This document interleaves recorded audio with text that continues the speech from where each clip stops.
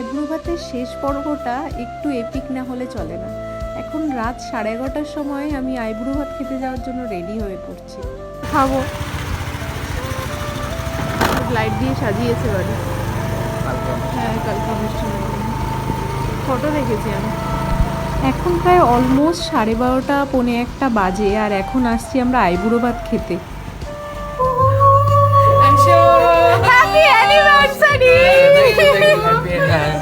ও আজকে আরও একটা স্পেশাল দিন। আজকে শুভজিৎ আর সোহিনীর অ্যানিভার্সারি, 1 ইয়ার অ্যানিভার্সারিতে ওরা নাকি আমাদের আইবুড়ো ভাত প্ল্যান করেছে, জাস্ট ইম্যাজিন।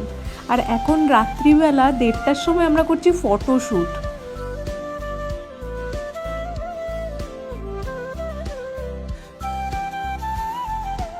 বাইরে এই ঠান্ডার মধ্যে ফটোশ্যুট করে এসে আবার এত ঠান্ডা লাগছিল যে আমি শাড়িটাকে প্রায় গায়ে জড়িয়েই নিয়েছিলাম।